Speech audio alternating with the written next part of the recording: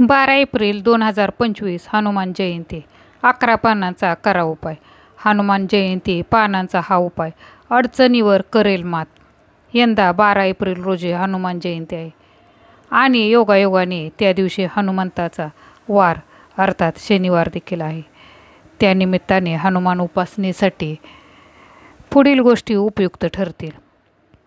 संकट निवारण्यासाठी कोणी हनुमंताची उपासना करतो, तर कोणी मनोकामना पूर्तीसाठी, कोणी मन शांतीसाठी, तर कोणी विशिष्ट हेतू आणि इस्पित साध्य करण्यासाठी. अर्थात यासाठी उपासकांचे ठिकाणी चिकाटी, संयम, श्रद्धा आणि निष्ठेची नितांत आवश्यकता असते. हनुमान जयंतीला पिंपळाच्या 11 पानांचा उपाय करावा. ब्रह्ममुहूर्तात उठावे, नंतर स्नान इत्यादी करून एखाद्या पिंपळाच्या झाडाचे 11 पाने तोडावे. पान खंडित नसावे. या 11 पानावर स्वच्छ पाण्यात कुंकू, अष्टगंध आणि चंदन मिसळून श्रीराम असे लिहावे. नाव लिहिताना हनुमान चालिसाचा पाठ करावा. सर्व पानांवर श्रीराम नाव लिहून या पानांची एक माळ तयार करावी. ही माळ कोणत्याही हनुमान मंदिरात जाऊन बजरंग बलीला अर्पित करावी. मित्रमैत्रिणींनी व्हिडिओ पूर्ण पहा. व्हिडिओतील माहिती आवडल्यास व्हिडिओला लाईक, शेअर आणि सबस्क्राईब जरूर करा. बनारसी पान अर्पित करावे. हनुमान जयंतीला हनुमानाला तयार बनारसी पान अर्पित करावा. याने हनुमानाची कृपा प्राप्त होते.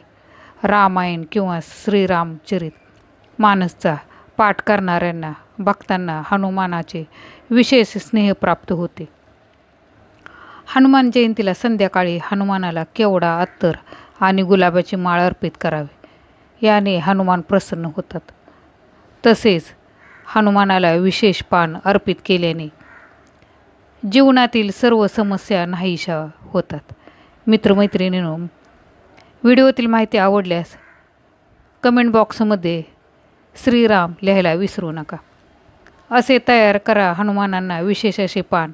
या पानात केवळ कत्ता, गुलकंद, बडीशेप, खोबरा, बुरा आणि सुमन कतरी घालावे. हे पान ताजे, गोड आणि रसभरीत असावे.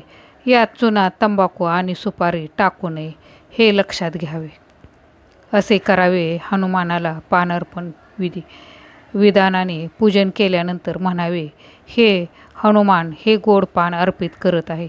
माझ्या जीवनात देखील असाच गोडवा असू दे, अशी प्रार्थना करत पान अर्पण केल्याने प्रत्येक समस्या दूर होईल.